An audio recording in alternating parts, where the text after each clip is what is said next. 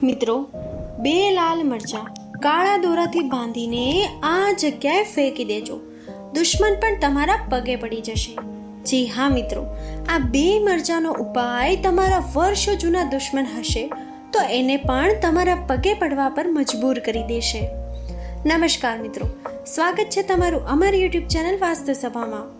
મિત્રો, વિડીયો શરૂ કરતા પહેલા હે માતાજી, જે પણ અમારા આ વિડીયોને લાઈક કરે, કોમેન્ટમાં જય માતાજી લખે અને ચેનલને સબસ્ક્રાઇબ કરે, તેની દરેક સમસ્યા દૂર કરી તેની બધી જ મનોકામના પૂર્ણ કરી દેજો.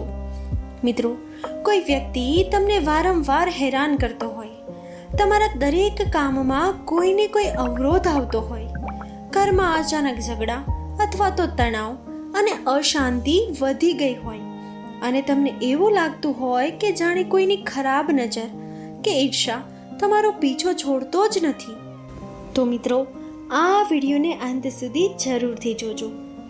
મિત્રો, આપણા વડીલો વર્ષોથી કેટલીક એવી પરંપરાઓ વિશે વાત કરતા આવ્યા છે જેનો સંબંધ નકારાત્મકતાને દૂર કરીને સકારાત્મકતા વધારવાના પ્રતિકાત્મક ઉપાયો સાથે જોડવામાં આવે છે. મિત્રો, એવી જ એક માન્યતા બે લાલ મરચાં અને કે કાળા દોરા સાથે પણ જોડાયેલી છે. ઘણા લોકો આ ઉપાયને માત્ર એક પરંપરા નહીં, પરંતુ પોતાના મનના વિશ્વાસ અને પ્રાર્થનાનું પ્રતીક માને છે. મિત્રો, કહેવાય છે કે જ્યારે માણસના જીવનમાં સતત અવરોધો આવવા લાગે, મન અશાંત રહેવા લાગે અથવા વારંવાર એવું અનુભવાય કે નકારાત્મક વાતાવરણ તેની આસપાસ ફેલાઈ રહ્યું છે, ત્યારે કેટલાક લોકો શ્રદ્ધાપૂર્વક આ નાનો ઉપાય કરતા આવ્યા છે. મિત્રો, વર્ષોથી દાદી નાની પણ આ વાતો પોતાના બાળકો અને પુત્રોને સંભળાવતી આવી છે. પરંતુ મિત્રો, આ ઉપાયમાં સૌથી વધુ ચર્ચા જે વાતની થાય છે તે છે આ બે લાલ મરચાંનું રહસ્ય. આખરે શા માટે આ માત્ર બે જ મરચાં છે? શા માટે તેને કાળા દોરાથી બાંધવામાં આવે છે? અને સૌથી મોટો પ્રશ્ન તો એ છે કે આ ઉપાય કર્યા પછી તેને આખરે કઈ જગ્યાએ મૂકવાના અથવા તો ફેંકવા જોઈએ, જેના વિશે વર્ષોથી લોકો ખૂબ ગુપ્ત રીતે વાતો કરતા આવ્યા છે. મિત્રો, આ આખા રહસ્ય પાછળની એક પ્રાચીન કથા પણ કહેવામાં આવે છે. એક એવી કથા જેમાં ભક્તિ, વિશ્વાસ અને જીવનમાંથી નકારાત્મકતાને દૂર કરવાની આશા છુપાયેલી છે. અને જેમ જેમ આ કથા આગળ વધશે તેમ તેમ તમને પણ સમજાશે કે આ માન્યતા પાછળનું રહસ્ય શું છે. તેથી આ કથાને અંત સુધી જરૂરથી સાંભળજો. મિત્રો, જીવનમાં દરેક મુશ્કેલી આંખે દેખાતી નથી હોતી. કેટલીક વખત આપણો સૌથી મોટો દુશ્મન પણ આપણી સામે હસતો હોય છે, મીઠી વાતો કરતો હોય છે, પરંતુ મનમાં આપણા માટે સારું ન ઈચ્છતો હોય. વર્ષોથી વડીલો કહેતા આવ્યા છે કે દુનિયામાં કેટલાક લોકોની ઈર્ષા અને નકારાત્મક વિચારધારા માણસના મન અને તેમના ઘરના વાતાવરણ પર અસર કરી શકે છે. મિત્રો, ઘણી વખત તો એવું બને છે કે બધું જ બરાબર ચાલતું હોય, છતાં અચાનક જ કામ બગડવા લાગે, ઘરમાં નાના નાના કારણોસર ઝઘડા થવા લાગે, મનમાં અશાંતિ રહેવા લાગે અથવા તો વારંવાર કોઈ અજાણ્યો ડર અનુભવાય. તો મિત્રો, આવા સમયે લોકો વિચારતા કે કદાચ કોઈની ખરાબ નજર અથવા તો નકારાત્મક ઉર્જા તેમની ખુશીઓ વચ્ચે અવરોધ બની રહી છે. મિત્રો, એટલા માટે આપણા વડીલો વર્ષોથી કેટલાક નાના આધ્યાત્મિક અને પ્રતિકાત્મક ઉપાયો કરતા આવ્યા છે. તેઓ માનતા હતા કે આવા ઉપાયો માણસના મનમાં વિશ્વાસ જગાવે છે, નકારાત્મક વિચારોને દૂર કરવામાં મદદ કરે છે અને ઘરમાં સકારાત્મક વાતાવરણ જાળવી રાખવાનો સંદેશ આપે છે. મિત્રો, આવી જ એક પ્રાચીન માન્યતા બે લાલ મરચાં અને કાળા દોરા સાથે પણ જોડાયેલી છે. ગામડાઓમાં આજે પણ ઘણા વૃદ્ધ લોકો આ પરંપરાની વાતો કરતા જોવા મળે છે. તેઓ કહેતા કે દરેક વસ્તુ પાછળ માત્ર એક ઉપાય નહીં, પરંતુ એક પ્રતીક છુપાયેલું હોય છે. મિત્રો, માન્યતા મુજબ લાલ મરચું અગ્નિ તત્વનું પ્રતીક માનવામાં આવે છે. અગ્નિને આપણા શાસ્ત્રોમાં શુદ્ધિ અને નકારાત્મકતાને ભસ્મ કરવાની શક્તિ સાથે પણ જોડવામાં આવી છે. જ્યારે કાળા દોરાને વર્ષોથી રક્ષણ અને ખરાબ નજરથી બચાવવાનો પ્રતીક તરીકે પણ જોવામાં આવ્યો છે. મિત્રો, કદાચ એ જ કારણ છે કે આ બંને વસ્તુઓને સાથે જોડીને એક વિશેષ પરંપરા બની હશે.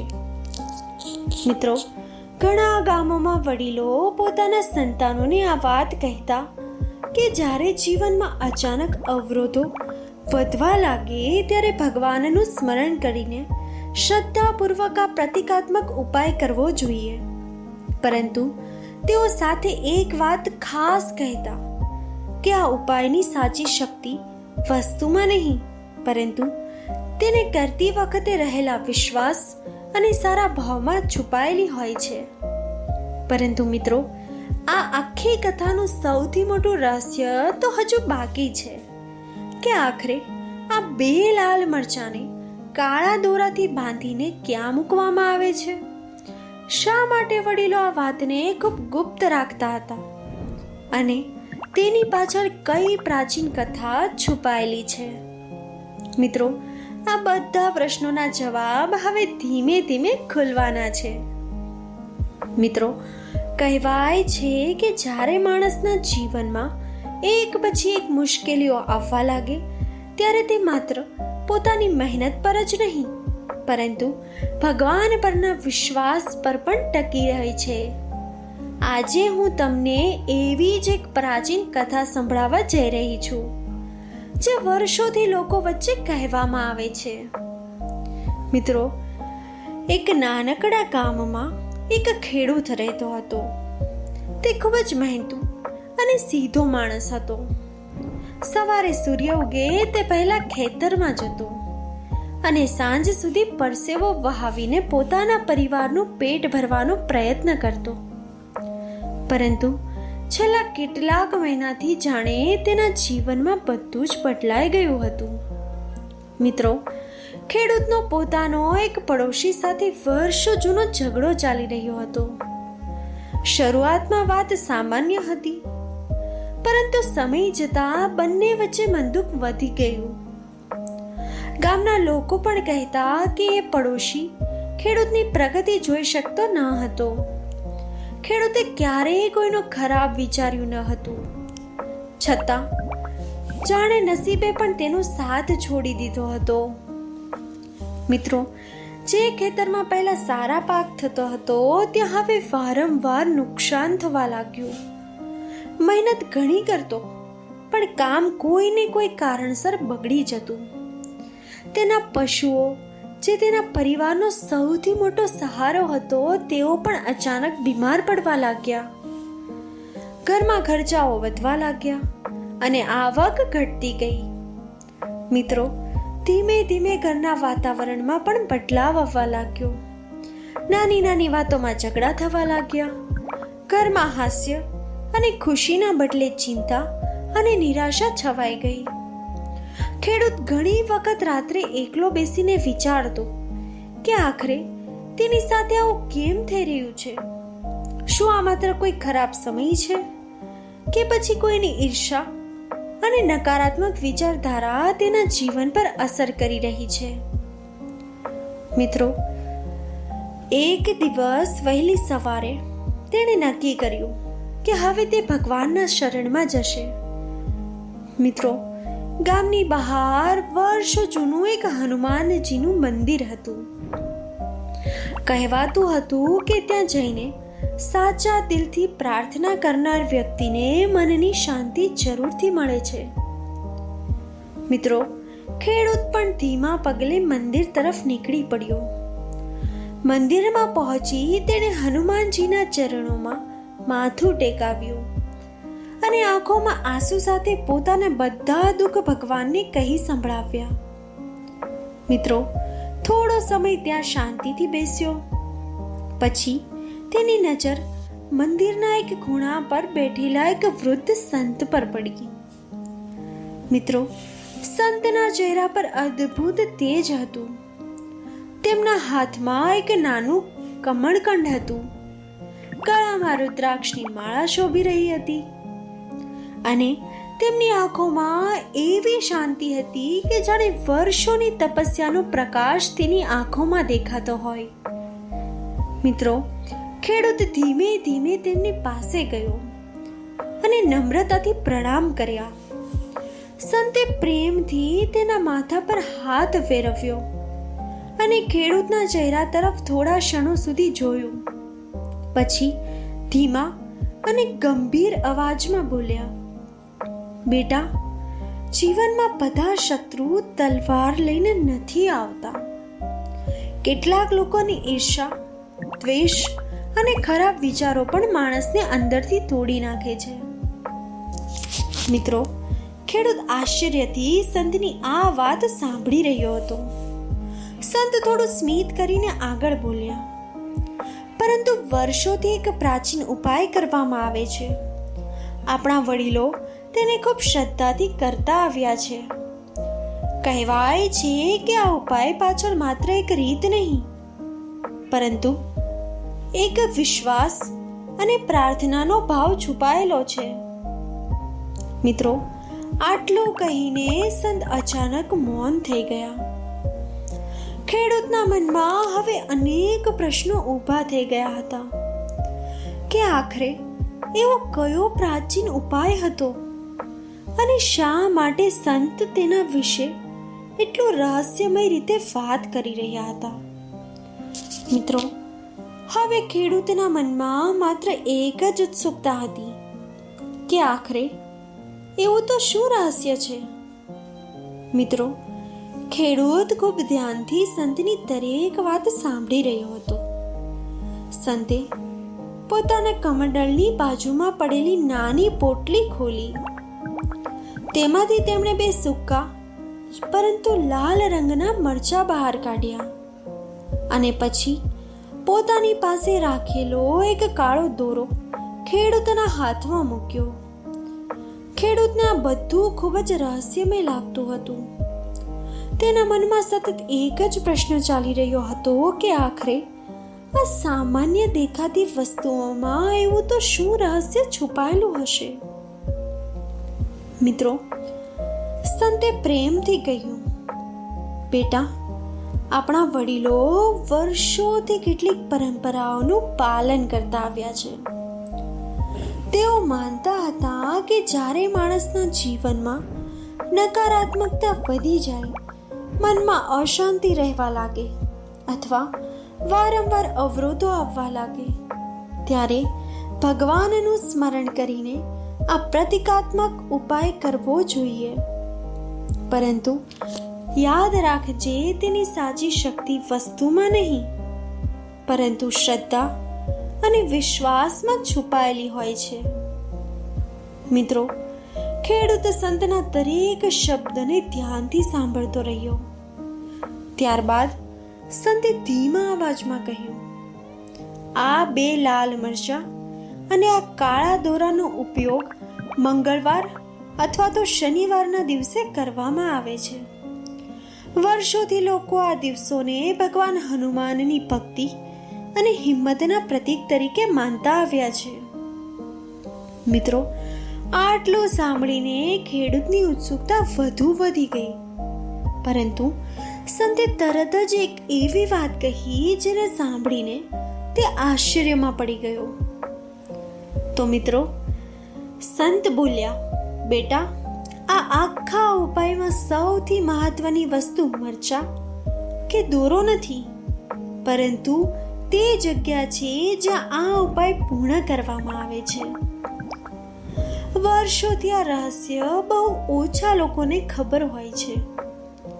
આપણા વડીલો પણ આ વાતને દરેકને નહોતા જણાવતા. મિત્રો, હવે ખેડૂતના મનમાં અનેક વિચારો ચાલી રહ્યા હતા કે આખરે એવી કઈ જગ્યા હતી અને શા માટે સંત તેને એટલું ગુપ્ત રાખી રહ્યા હતા. મિત્રો, તે આતુરતાથી સંત તરફ જોઈ રહ્યો હતો અને તેના હૃદયની ધડકન પણ ખૂબ વધારે વધી ગઈ હતી. મિત્રો, થોડા જ સમય મૌન રહ્યા પછી સંતે ખેડૂત તરફ જોયું અને ધીમા સ્વરે કહ્યું, જો તારા મનમાં ભગવાન પ્રત્યે સાચી શ્રદ્ધા હોય તો આ ઉપાયને માત્ર એક પ્રાર્થના તરીકે કરજે. મિત્રો, સંતે ખેડૂતને સમજાવ્યું કે પહેલા 2 લાલ સૂકા મરચાં લેવા, ત્યારબાદ તેને કાળા દોરાથી 3 ગાંઠ મારીને બાંધી દેવા. ગાંઠ બાંધતી વખતે ભગવાન હનુમાનજીનું સ્મરણ કરવું અને મનમાં પોતાના પરિવારના સુખ, શાંતિ અને રક્ષણ માટે પ્રાર્થના કરવી. ત્યારબાદ સંતે કહ્યું કે શ્રદ્ધાપૂર્વક ઓમ હનુમંતે નમઃ, ઓમ હનુમંતે નમઃ આ મંત્રનો 11 વખત જાપ કરજે, કારણ કે મંત્ર માણસના મનને શાંત કરે છે અને ભગવાન પ્રત્યેનો વિશ્વાસ વધુ મજબૂત બનાવે છે. મિત્રો, પછી સંતે વર્ષોથી ચાલતી આવતી લોકમાન્યતા વિશે જણાવ્યું. તેમણે કહ્યું, ઉપાય પૂર્ણ થયા પછી આ મરચાને ઘરની બહાર કોઈ 4 રસ્તા પાસે અથવા કોઈ શાંત અને નિર્જન જગ્યાએ મૂકી આવજે. અને લોકો માનતા આવ્યા છે કે પાછું વળીને જોવાનું નથી, કારણ કે તેનો અર્થ પોતાના મનની નકારાત્મકતાને પાછળ છોડી આગળ વધવાનો સંકલ્પ માનવામાં આવ્યો છે. મિત્રો, સંતે અંતમાં એક વાત કહી કે બેટા, યાદ રાખજે, આ ઉપાય કોઈ જાદુ નથી. તેનું સાચું મહત્વ ભગવાન પરના વિશ્વાસ, સકારાત્મક વિચાર અને સારા કર્મોમાં રહેલું છે. મિત્રો, ખેડૂતે ખૂબ શ્રદ્ધાથી સંતની વાત માની. મંગળવારના દિવસે તેણે ભગવાન હનુમાનનું સ્મરણ કરીને આ પ્રતિકાત્મક ઉપાય કર્યો અને પોતાના પરિવાર માટે પ્રાર્થના કરી. મિત્રો, કહેવાય છે કે તે દિવસ પછી તેના જીવનમાં ધીમે ધીમે બદલાવ આવવા લાગ્યા. જે કામો વારંવાર અટકી જતા હતા તે હવે સરળતાથી પૂરા થવા લાગ્યા. ખેતરમાં ફરી મહેનતનું સારું ફળ મળવા લાગ્યું અને પશુઓ પણ ધીમે ધીમે સ્વસ્થ થવા લાગ્યા. મિત્રો, જે ઘરમાં પહેલા નાની નાની વાતે ઝઘડા થતા હતા ત્યાં હવે શાંતિ અને સમજણનું વાતાવરણ બનવા લાગ્યું. પરિવારના સભ્યોના ચહેરા પર ફરી ખુશી દેખાવા લાગી. ગામના લોકો જે પહેલા દૂર રહેતા હતા તેઓ પણ હવે ખેડૂતની મદદ માટે આગળ આવવા લાગ્યા. મિત્રો, એક દિવસ ખેડૂત ફરી એ જ હનુમાન મંદિરે ગયો અને સંતને શોધવા લાગ્યો, પરંતુ ત્યાં કોઈ ન હતું. તેણે ભગવાન હનુમાનના ચરણોમાં માથું ટેકાવ્યું અને તેને સમજાઈ ગયું કે જીવનની સૌથી મોટી શક્તિ કોઈ વસ્તુમાં નહીં, પરંતુ ભગવાન પરના અડગ વિશ્વાસ, સારા વિચારો અને સારા કર્મોમાં રહેલી છે. અને મિત્રો, કદાચ આ જ પ્રાચીન રહસ્ય આ કથાનો સાચો સંદેશ છે. જ્યારે મનમાંથી ડર અને નકારાત્મકતા દૂર થાય અને હૃદયમાં ભક્તિ અને વિશ્વાસ જન્મે ત્યારે જીવનના મુશ્કેલ રસ્તાઓ પણ ધીમે ધીમે સરળ બનવા લાગે છે. તો મિત્રો, આ કથામાંથી આપણને ખૂબ જ સુંદર શીખ મળે છે કે જીવનમાં કોઈ પણ મુશ્કેલીનો જવાબ બીજા વ્યક્તિનું ખરાબ કરવામાં નથી છુપાયેલો, પરંતુ સાચી જીત તો ત્યારે જ મળે છે જ્યારે માણસ પોતાના મનમાંથી ડર, નકારાત્મકતા અને ખરાબ વિચારોને દૂર કરીને ભગવાન પર વિશ્વાસ રાખે. તેથી મિત્રો, હંમેશા કોઈનું ખરાબ ન વિચારવું જોઈએ, કારણ કે શાસ્ત્રોમાં પણ કહેવામાં આવ્યું છે કે જેવો ભાવ આપણે બીજા માટે રાખીએ છીએ એવું જ ફળ એક દિવસ આપણને પણ પાછું મળે છે. મિત્રો, જીવનમાં આગળ વધવું હોય તો પોતાના કર્મોને સારા રાખવા જોઈએ. ભગવાન હનુમાનનું નિયમિત રીતે સ્મરણ કરવું જોઈએ. શક્ય હોય તો દર મંગળવારે તેમના ચરણોમાં દીવો કરવો અને પોતાના પરિવારના સુખ, શાંતિ અને રક્ષણ માટે પ્રાર્થના કરવી જોઈએ. કારણ કે ભક્તિ માણસના મનને મજબૂત બનાવે છે અને મુશ્કેલ સમયમાં હિંમત આપવાનું કામ કરે છે. મિત્રો, વડીલો હંમેશાનું સન્માન કરવું જોઈએ, જરૂરિયાત લોકોની મદદ કરવી જોઈએ અને જીવનમાં સારા કર્મો કરતા રહેજો. કારણ કે સાચી બરકત માત્ર ધનમાં નથી હોતી, પરંતુ માણસના સારા સ્વભાવ અને નિસ્વાર્થ ભાવનામાં પણ વસે છે. મિત્રો, આ આખી કથાનો સાચો સંદેશ એ નથી કે કોઈ ઉપાયથી કોઈનું ખરાબ થઈ શકે. આ કથા આપણને માત્ર એટલું જ શીખવે છે કે ભક્તિ, આત્મવિશ્વાસ અને સકારાત્મક વિચાર સાથે માણસ જીવનની મોટામાં મોટી મુશ્કેલીનો પણ સામનો કરી શકે છે.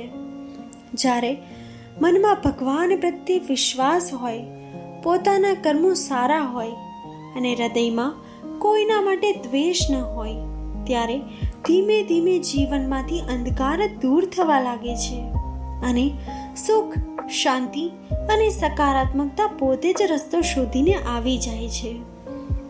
મિત્રો, જો તમને આ પ્રાચીન કથા ગમી હોય અને તમે પણ ભગવાન હનુમાનજીની કૃપામાં વિશ્વાસ રાખતા હો તો કોમેન્ટ બોક્સમાં જય બજરંગબલી જરૂરથી લખજો.